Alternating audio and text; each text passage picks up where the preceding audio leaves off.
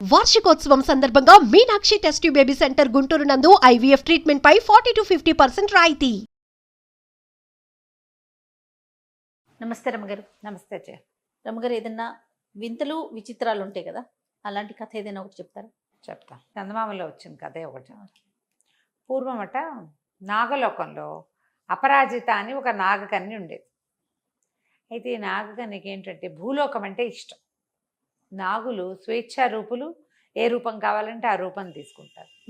ఆమె సర్ప రూపంలో కాకుండా మానవ రూపంలో భూలోకంలోకి వచ్చి అక్కడ విహరిస్తూ ఉండేది.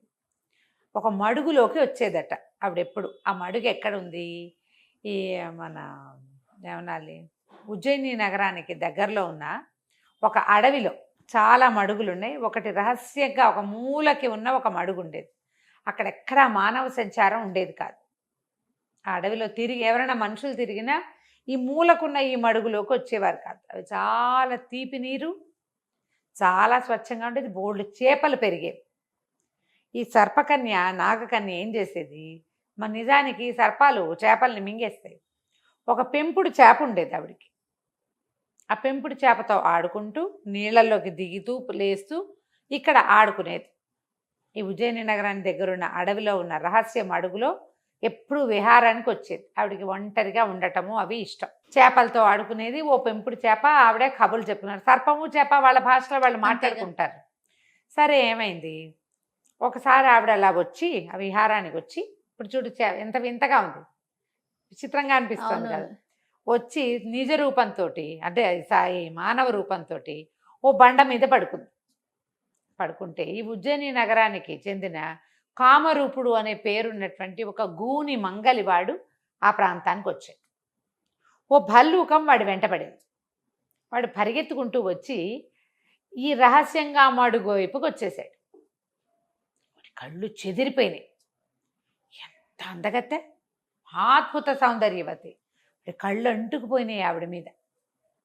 ఆవిడ ఈ గూని, నలుపు, చిర్రజుట్టు, పళ్ళెత్తుగా ఉన్నవాడి రూపం చూసేసరికి కంగారు పడిపోయి, అదేమిటి మనిషి ఇంత వికృతంగా ఉంటారా అని కేకలు పెట్టి పో పో ఇక్కడి నుంచి అని తరిమేసి నీళ్ళలోకి దూకేసింది.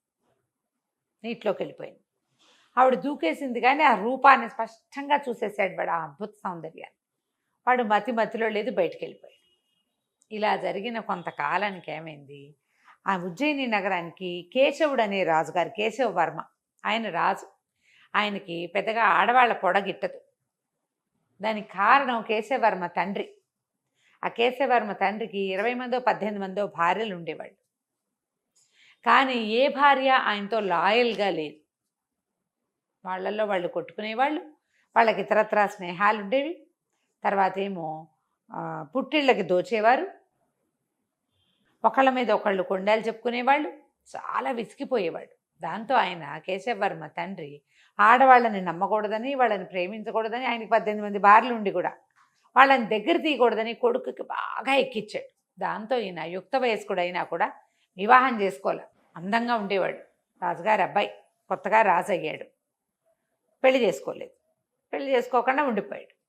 కొంచెం రాజ్యంలో ఉన్న పెద్దవాళ్ళంతా పెళ్లి కాకపోతే రేపొద్దున మనకి ఉత్తరాధికారి ఎట వస్తాడు ఏమిటి అని ఆలోచించేవారు. కానీ అతను వీళ్ళ మాట వినేవాడు కాదు. అంతమందిని కాకపోతే కొంతమందిని చేసుకోండి, ఒక్క అమ్మాయినైనా చేసుకోండి అనేవారు కనీసం.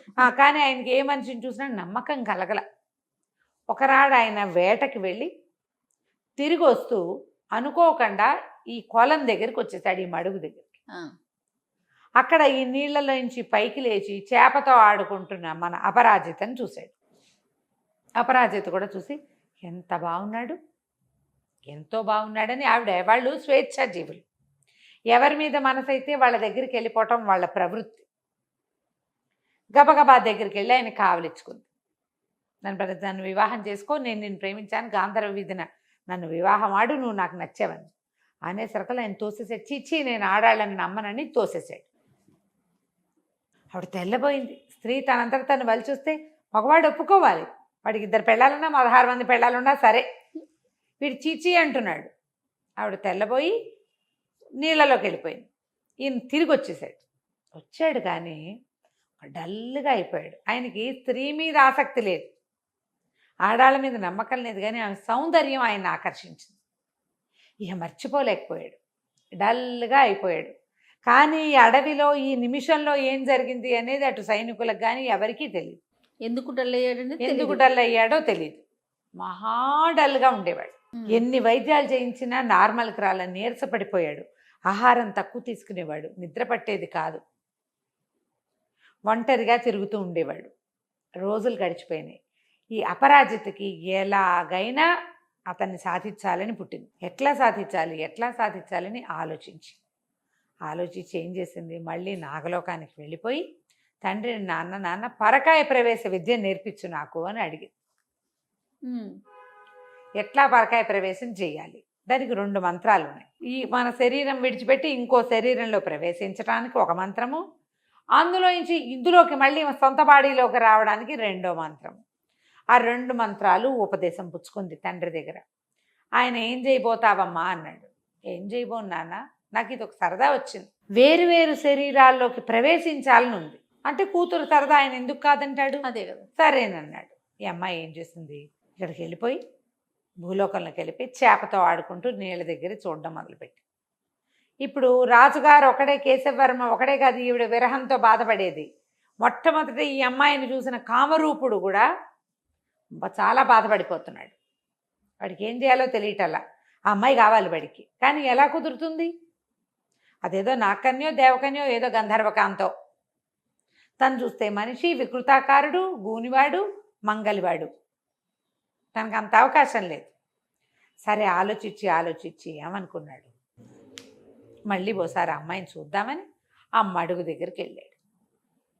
ఒక పక్కన దాక్కుని చూద్దాం అనుకున్నాడు. ఆమెనే ఏదైనా చేసే ఉద్దేశం లేదు వాడికి, అదేలేండి. తన వల్ల కాదు. ఒక మడుగు పక్కన దాక్కుని చూస్తుంటే చూసేసింది. చూసి రమ్మని పిలిచి నాకు నీకేం నేను నచ్చానా ఏమిటని కనుక్కునేసరికల్లా సరే చెప్పాడు, నాకు నచ్చావు, కానీ నేను ఇట్లా మామూలు వాడిని కదా. అంటే ఓ పని చెయ్యి, నువ్వు రాజుగారిని తీసుకురా, రాజుగారి వ్యాధి నయం చేస్తానని చెప్పు. అతన్ని తీసుకురా, అతని శరీరంలోకి నువ్వు ప్రవేశించు, నేను నిన్ను వివాహం చేసుకుంటా, నీకు కూడా మంచి శరీరం వస్తుంది. నీకు కదా కావాలి, నీ శరీరానికి కాదు, నీకు కావాలి. నువ్వు రాజుగారిగా మారిపోయావనుకో, రాజు అవ్వటం నీకు ఇష్టమే కదా, హాయిగా నువ్వు రాజుగా ఉండు, నేను రాణిగా ఉంటాను. అవంతా ఎలా సాధ్యమో అన్నాడు. సాధ్యమే, నీకు 2 మంత్రాలు ఉపదేశిస్తా, నేర్చుకోమని 2 మంత్రాలు ఉపదేశించింది. నువ్వు పోయి రాజు దగ్గరికి వెళ్ళు, ఆయనకి ఎట్లాగో ఒంట్లో బాగుండలేదని చెప్తున్నావు కదా, ఆయన్ని ఇక్కడికి తీసుకురా, ఆయనకి శరీరంలోకి నువ్వు ప్రవేశించు కానీ, ప్రవేశించాక అప్పుడు నన్ను వివాహం చేసుకుందు కానీ.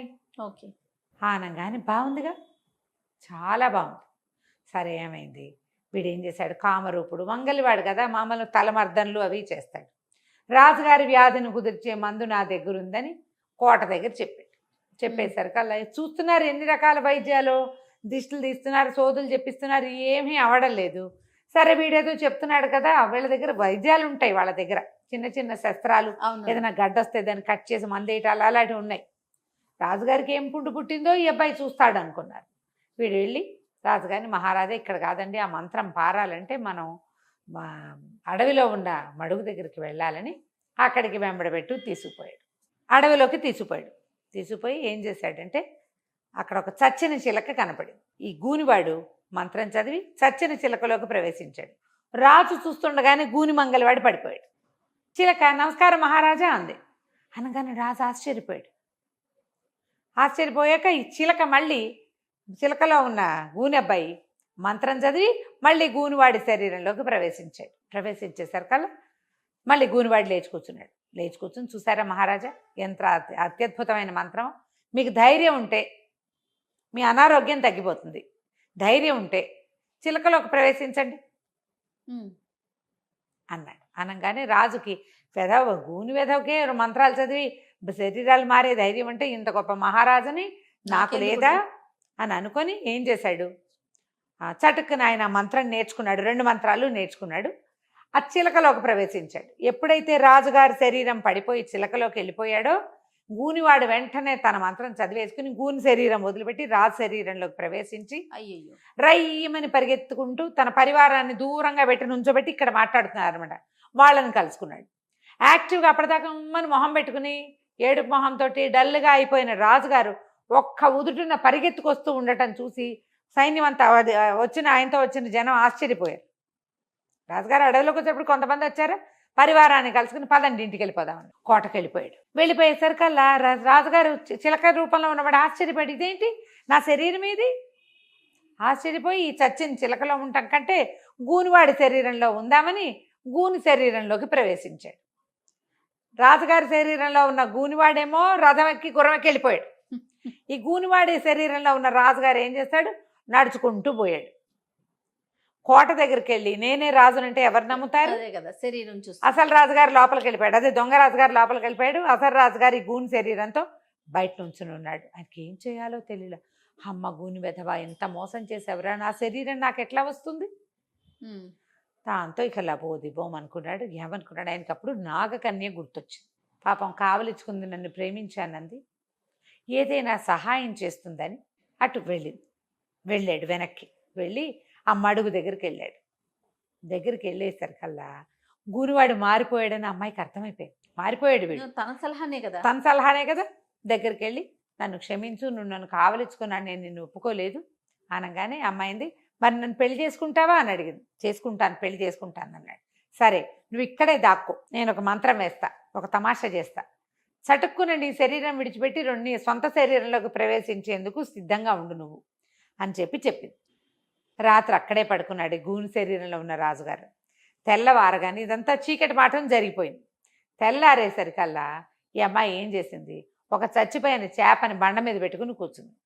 రాజుగారి వేషంలో ఉన్న గూనివాడు పటాలంతో వచ్చి పటాలాన్ని అక్కడెక్కడో నిలబెట్టి లోపలికి వచ్చి, అపరాజిత వచ్చేసాను నేను అని చెప్పాడు. చెప్పి ఇగో నీకు ఇష్టమైన శరీరం, ఇంకా నన్ను వరించు, మనం ఇద్దరం వివాహం చేసుకుందామంటే ఏం వరిస్తాను అని ఏడవటం మొదలుపెట్టింది. ఈ చచ్చిన చేప చచ్చిపోయింది, నా స్నేహం నాకు చిన్నప్పటి నుంచి తల్లిలా భావిస్తాను, మేమిద్దరం ఎంతో స్నేహితులం, ఆమె ఈ రాజుని పెళ్లి చేసుకో అని చెప్తుంది అనుకున్నాను, ఆమె అనుజ్ఞ లేకుండా నేను ఎప్పుడు ఏ పని చేయలేదు, పుట్టినప్పటి నుంచి ఈ చేపతో స్నేహం నాకు. ఈ చేప ఏమో చచ్చిపోయింది, ఇప్పుడు నాకు అనుజ్ఞ ఎవరిస్తారు? నేను ఇప్పుడు మా లోకంలోకి వెళ్ళి మా నాన్నకి ఈ మానవుడిని పెళ్లి చేసుకుంటానంటే ఒప్పుకుంటాడా? ఒప్పుకోడు. చేప అయితే నాతో స్నేహం కాబట్టి, దానికి మనుషులతో పరిచయం ఉంది కాబట్టి ఒప్పుకుంటుంది. ఇప్పుడు చేప ఏమో చచ్చిపోయింది పొద్దున్నే, నేను ఎవరు అనుజ్ఞ తీసుకోవాలి? అనుజ్ఞ లేకుండా పెళ్ళిళ్ళు చేసుకుంటారా మీ లోకంలో? మేమైతే అట్లా చేసుకోమని ఏడవడం మొదలుపెట్టింది. చేప గూనివాడికి అర్థం కాల, వాడికి తట్టింది. ఇది చచ్చిపోయింది కదా, ఏముంది, దీన్ని బతికిస్తే సరిపోతుంది, అంతే కదా, చేప బతికి అనుజ్ఞ ఇవ్వాలి నీకు, అంతేగా, ఉండు నువ్వు అని రాజుగారి శరీరం మొదలుపెట్టి మంత్రం చదివేసి చేప శరీరంలోకి ప్రవేశించి ఓ అపరాజిత, బంగారు తల్లి, ఈ రాజును పెళ్లి చేసుకో అన్నాడు. చేప మాట్లాడుతుంది కదా.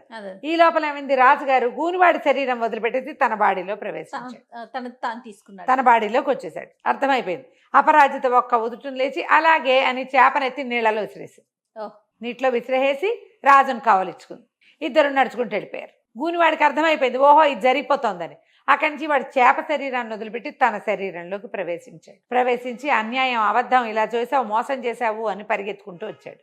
ఈ లోపల రాజు రాణి, రాజు అపరాజిత ఇద్దరు కలిసి పటాలం దగ్గరికి వెళ్ళిపోయారు.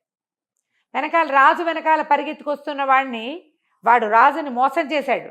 అవును కదా, ఇప్పుడు ఎవరు స్పేర్ చేస్తారు?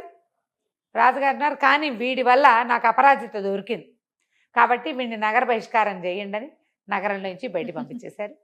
రాజు అపరాజిత వివాహం చేసుకున్నారు. చాలా కాలం కలిసి సుఖంగా ఉన్నారు. కథ కంచికి మనం ఇంటికి.